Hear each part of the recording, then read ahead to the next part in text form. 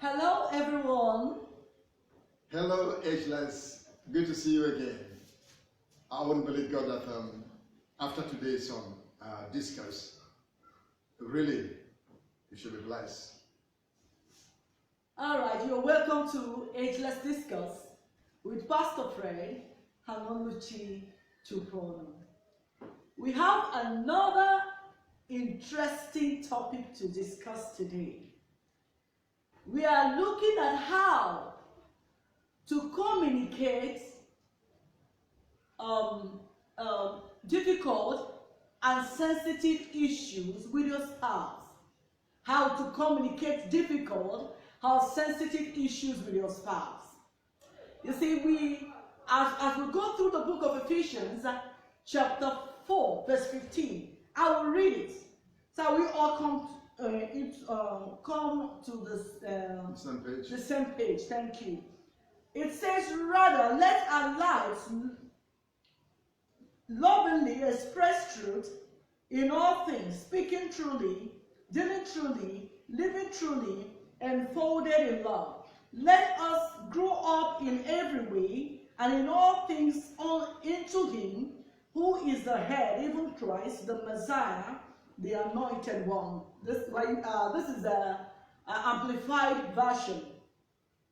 So when we came across this passage, we were weighing two things in communication. One is love, and then truth. You see, we can't communicate love only without the truth. It's not balanced. Neither are we going to communicate truth without love. So we're looking at them that both of them should be equal in your scale.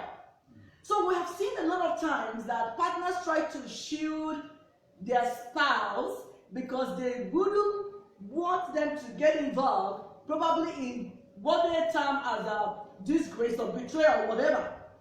And in doing that, they shield them away. They don't want them to be hurt. And when you look at such expression, it could be out of love, but something is still lacking. That's the truth. The truth, because truth is the foundation of trust. In every communication, an open communication is a way that trust is groomed and grown in a relationship. Now, we've also seen a set of people that will say, well, I am going to give him the peace of my mind. What I'm saying is true. I will just say it the way I feel, not considering the partner. You see, you have communicated truth, but not in love. So what the scripture says we should communicate truth in love. So when we're talking about sensitive issues, I wonder how we can communicate truth in love when it comes to difficult issues,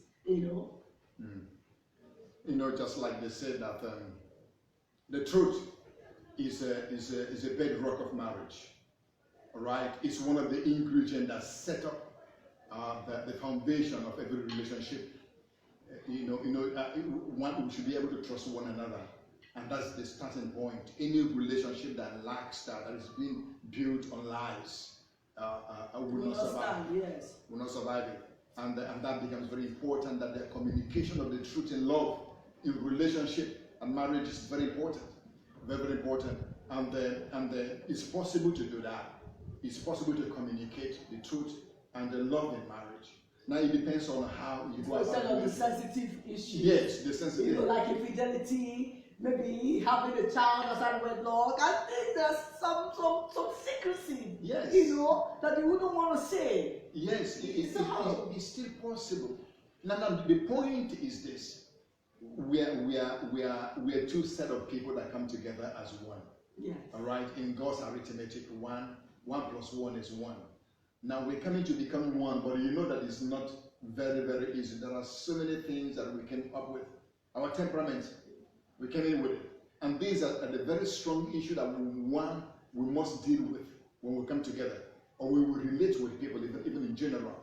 Because the way you respond to things matters also. Now, if you're such a man that is very, don't always express anger easily, now you put the other partner at that fear mood at all times. Now discussing sensitive issue becomes a problem because you don't know how he or she will react to that. Okay, and then you tend to preserve or to keep some certain things behind, and you know that in marriage, in relationship, all right, between the spouse, as if we keep on keeping these things in, it will not help that marriage. Now, sensitive issues like we're talking about now should be communicated, knowing that I trust you and knowing that I love you and you love me. So the assumption that you will understand me is there. Now I will stand on that to communicate, and how I communicate it also matters too. The choice of words that I use, yes, the place, and all those matters too. Yeah. So knowing you very well, knowing how to stand is another thing. All right, don't say what is the truth. I must say it. If you say it anyhow, do it's truth.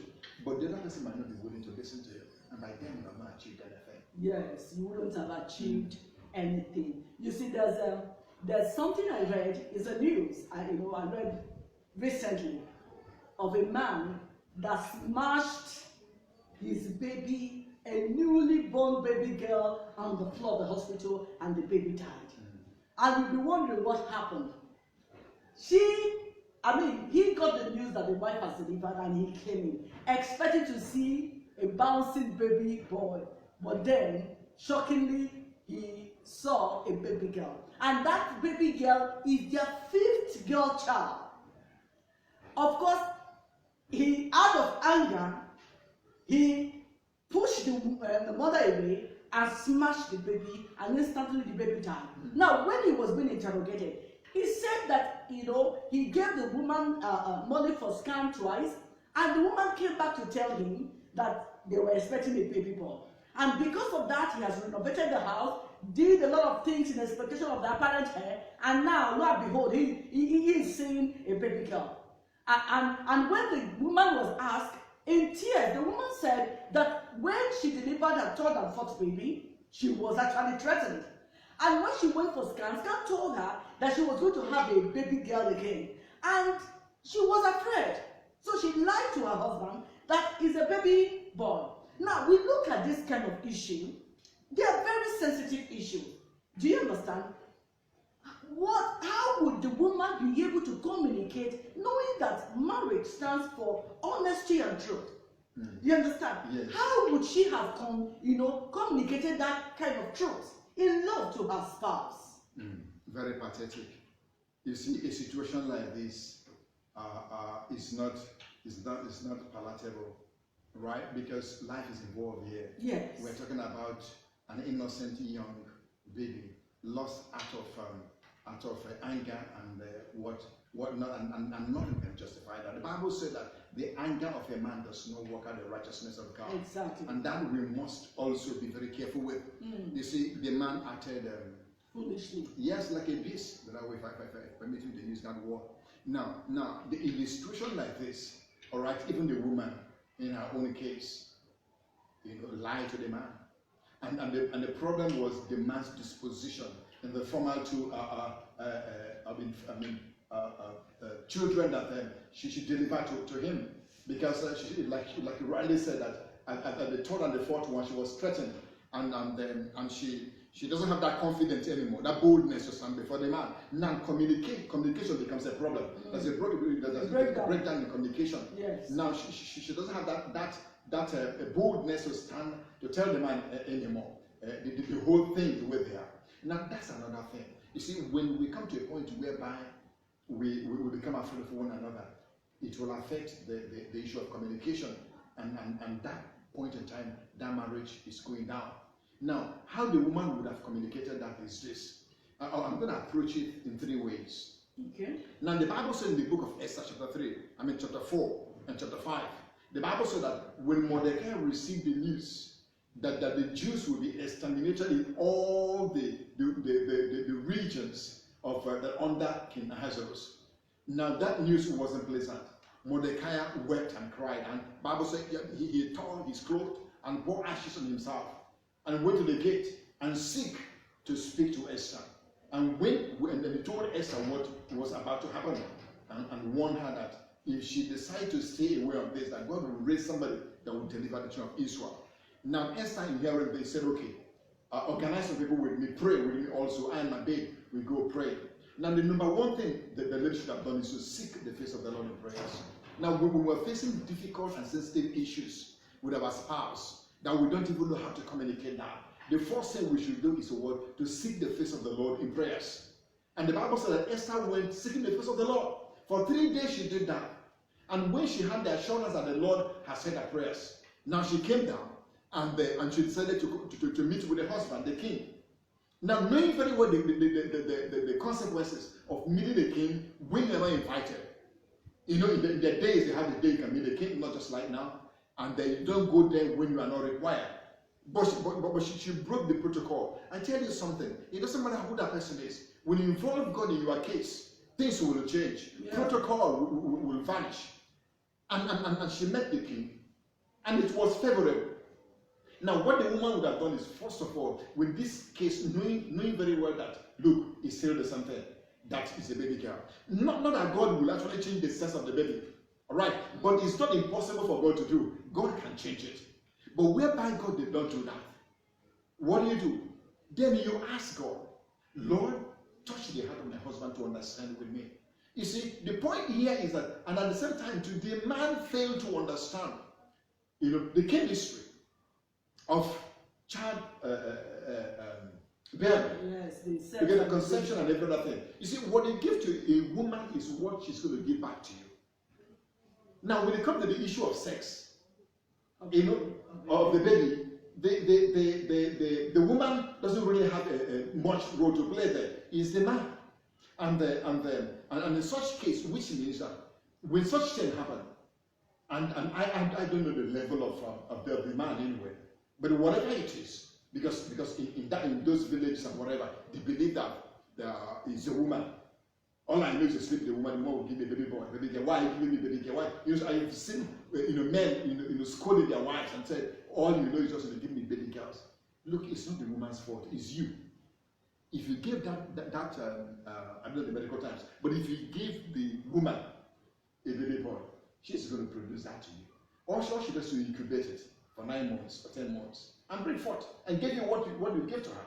And that is it. So the man is at fault, but this man didn't know that. So what the woman would have done, one is to seek the face of the Lord in prayer. Secondly, now the woman should look for somebody that the man respects.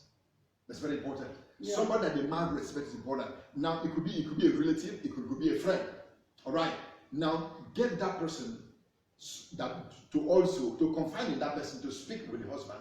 Now, secondly, also you should be able to get the medical practitioner, especially their doctor, maybe where the hospital they attend, and explain and confide in the doctor to be able to explain to the husband that she has not much a part to play in the sex of the baby, but the man also, because when such thing comes out from the mouth of a physician, a medical doctor, the man will believe that the woman telling the man. Then the third is to seek for the help of a spiritual head, maybe a pastor. You can confide in a pastor also, because I believe the man, if he's a Christian, you should be able to respect the pastor and hear the word of the pastor. Now, being able to talk to these three people and take a look at what the husband said. He said I should go and then find out the sex of the baby, and I found out, and the sex of the baby is what? It's still a baby girl. Now, but I don't know how to communicate that to. Don't forget that you have gotten God on your side. Now, getting these three people, when they will sit down and counsel them and tell them the importance of a baby girl in the house too, and there's no much difference between the baby girl and the baby boy. All right, cited some successful people in the world that have actually had baby girls and they're doing very well, and the nations where women are president also, and they're doing extremely very well. Now, having all these things and prepare the heart of the man, I think that should be the best way to go to communicate this sensitive issue in a time like this. Yeah, thank you so much. I've really elaborated this issue. You see, it's important when you mention getting someone that will mediate. You see, when there are issues of threat and violence, it's important you bring in someone, okay, that will mediate.